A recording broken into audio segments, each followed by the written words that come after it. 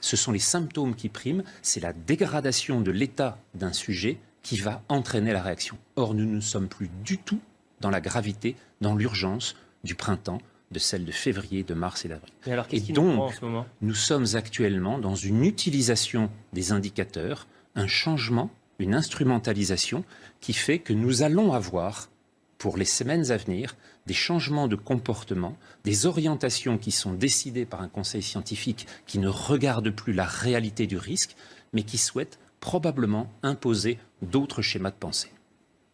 Vous êtes en train de me dire, déjà, est-ce qu'on fait peur aux gens pour rien ?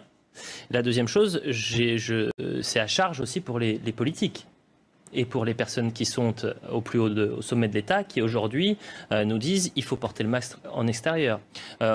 En septembre, conseil scientifique, vous en parliez, le conseil scientifique qui dit à l'automne, on risque d'avoir une seconde vague.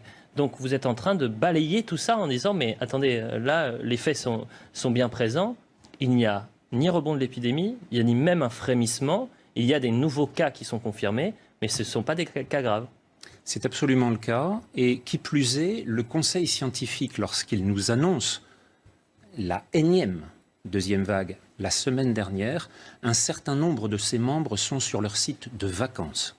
Si je le dis, c'est parce qu'ils l'annoncent publiquement sur les radios publiques.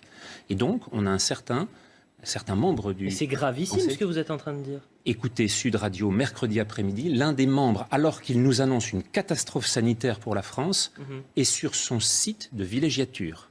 Nous sommes donc dans une situation identique à celle du mois de mars, lorsque celui qui a annoncé la catastrophe avec plus de 500 000 morts annoncés pour la Grande-Bretagne, 500 000 morts annoncés en France, ne respectait pas lui-même le confinement qu'il a réussi à imposer à la moitié de l'humanité. Nous sommes dans des situations dans lesquelles nous nous trouvons face à des gens qui ne croient pas aux recommandations qu'ils transmettent. Il faut donc regarder précisément de quoi le rit celui du printemps. Nous sommes face à une situation qui, sur le plan épidémiologique, a largement évolué. Nous avons maintenant un grand nombre de cas qui sont des cas positifs, à nouveau, qui ne sont pas associés avec la gravité de la maladie.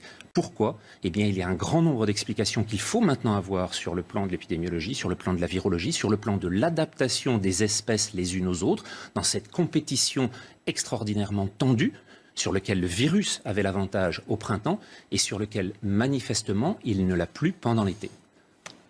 Je me tourne vers vous. Merci en tous les cas, professeur Jean-François Toussaint. Je rappelle que vous êtes professeur de physiologie et directeur de l'IRMES. Ça fait maintenant un peu plus de 6 semaines que quotidiennement on parle de ce rebond potentiel ces derniers jours.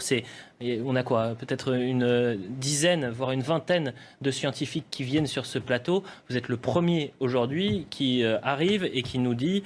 Bon, ben voilà, il n'y aura pas de... Pour l'instant, il n'y a pas de... Attention, je ne dis pas qu'il n'y aura pas de deuxième vague. Non, mais que pour je dis simplement, et depuis il n'y a pas de rebond de l'épidémie. Et depuis le mois d'avril, c'est ce que vous m'aviez invité à dire sur ce plateau, que pour l'instant, il n'existe pas de deuxième vague. Or, on nous l'a affirmé pour le relâchement en avril, pour le déconfinement en mai, pour la fête de la musique en juin et pour les clusters en juillet. Il n'y a, vous l'avez vu, aucune deuxième vague dans aucun des pays d'Europe. Dans aucun des pays d'Europe. Alors maintenant, il est possible qu'il y ait une saisonnalité à l'automne. D'où viendra-t-elle ?